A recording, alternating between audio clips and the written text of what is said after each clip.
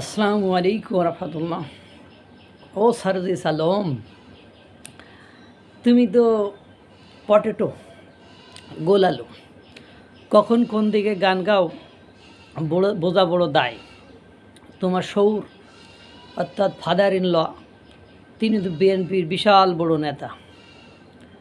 এখন ইশরাককে যখন মেয়র বানালো তখন তুমি ফেসবুকে স্ট্যাটাস দিয়েছো, মব সৃষ্টি করে যদি আদালতের রায় পরিবর্তন করা যায় তাহলে আদালত থেকে আর থাকার আর কি দরকার। তো মব সৃষ্টি করে সোনা চাংড়া সারজুল আলম, তোমরা কি করেছো সেটা একটু বলো, তুমি দেখি বলো, দয়া করে আমাকে বলো তোমরা মব সৃষ্টি করে কি করেছো সেটা তো বলো না।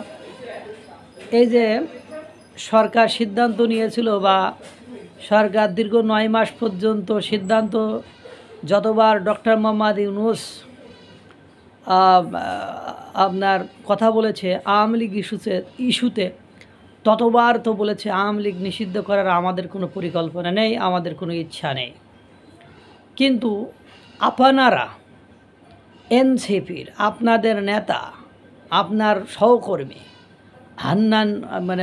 হাসনাত আবদুল্লাহ আন্দোলনের ডাক দিল, যমুনার সামনে যে কি কীর্তিকলাপ করছেন, ওই যমুনার সামনে থেকেই তো মব ক্রিয়েট করে, যদি ইশরাকের মেয়র বানানোটা মব ক্রিয়েট হয় তাহলে আওয়ামী লীগ নিষিদ্ধের জন্য যমুনার সামনে বসে শাহবাগ ব্লকেট করে 1 ঘন্টার আলটিমেটাম দিয়ে সরকারের কাছ থেকে জোর করে আদায় করে নেওয়া বিষয়টি কি মব নয়?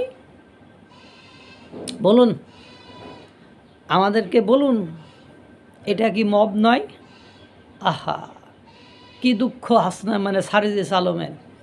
সারজিস আলম আবার আসিফ নজরুল স্যারের পদত্যাগ চায়। কেন পদত্যাগ চায়? তিনি বলেছেন যে আজ 9 মাস হয়ে গেল শেখ হাসিনার আদেশে এতগুলো হত্যা হলো, 9 মাসে একজনের দৃশ্যত কোনো বিচার কার্য হয় না। জুলাই গণ অভ্যুত্থানে হত্যাকারী জামিন পেয়ে যায়। হত্যাকারী কারে কয় রে শোনা, সেটা কি বুঝুনি? হত্যাকারী কারে বলে সেটা বোঝো? যাদেরকে জামিন দিয়েছে তারা কি সেই ধরনের, তুমি একজনের নামে হত্যা মামলা দিয়ে দিলা, তাহলে তাকে সেটা কি সে হত্যাকারী হয়ে গেল? আমি এখন কালকে যে বলবো জুলাই গণ অভ্যুত্থানে আন্দোলনের সময় তুমি লোককে হত্যা করেছো, 7.62 রাইফেল ব্যবহার করে সারজিস আলম উত্তরাঞ্চলের মুখ্য সংগঠক এনসিপির, সে জুলাই গণ অভ্যুত্থানের সাধারণ জনগণের রিক্সাওয়ালা, ভ্যানওয়ালা বা গার্মেন্টস শ্রমিক যারা মারা গিয়েছে তাদেরকে হত্যা করছে। এবার পুলিশ তোমারে ধরে নিয়ে গেল, তার মানে তুমি হত্যাকারী? বলো লিগাল প্রসিজার কি? তুমি হত্যাকারী? তো যাদেরকে জামিন দিয়েছে তারা ওইভাবে কি হত্যাকারী? আর জামিন দিলেই কি সে পলাতক বা পালিয়ে গেছে? জামিন দিলেই কি সে হত্যাকারী প্রমাণিত হয় না, বা তার বিরুদ্ধে আর কি মামলা চলবে না? এই সব বোধ বুদ্ধি নিয়ে তুমি মন্তব্য করো, সব জায়গায় মাথা ঘামাও। ভালো, মাথা ঘামাতে থাকো। বগুড়ায় গিয়েছো, দেখেছো না?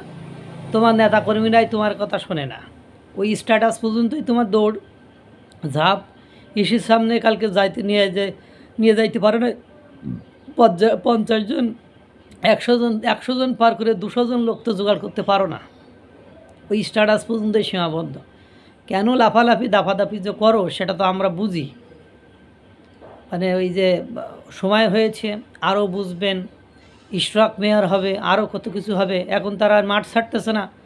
আসিফ মাহমুদ, সজীব ভুঁইয়া আর মাহফুজ আলমের পদত্যাগ তারা করিয়েই তারপর মাঠ ছাড়বে। অপেক্ষা করুন, আপনাদের সময় আসতেছে। এই যে 100 গাড়ি শোডাউন, 150 গাড়ি শোডাউন কিতাকুরি হয়, দামি দামি গাড়ি কিতাকুরি চড়ো, এগুলোরও কি হবে? তদন্ত হবে। সময় অপেক্ষা করুন, কারণ বিএনপি ক্ষমতা আসলে এগুলো হবে।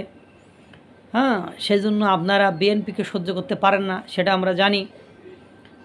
আপনি যাদের প্রশংসা করেন তারা তো ক্ষমতা আসতে পারবে না, এটাও আপনারা জানেন। সুতরাং অপেক্ষা করুন। ওই মব আপনারা কি মব সৃষ্টি করেছেন সেগুলো সব ভিডিও ফুটেজ আছে, সেগুলোও দেখবেন। তারপরে আপনারা আদালত কিভাবে অবমাননা করেছেন, আদালতের বিচারকদের কিভাবে হেনস্থা করেছেন, সেগুলোর ভিডিও আছে, সেগুলোও দেখবেন, সবই দেখবেন, সবই দেখতে পাবেন। কারণ হলো ওই যে আপনার অন্যায় আপনার পিছপা ছাড়বে না, আপনার অন্যায় আপনাকে ঘুমাইতে দিব না। অপেক্ষা করুন, আরও অনেক কিছু দেখতে পাবেন। আল্লাহ তাআলা সকলকে ভালো রাখুক, সুস্থ রাখুক। আসসালামু আলাইকুম ওয়া রাহমাতুল্লাহ।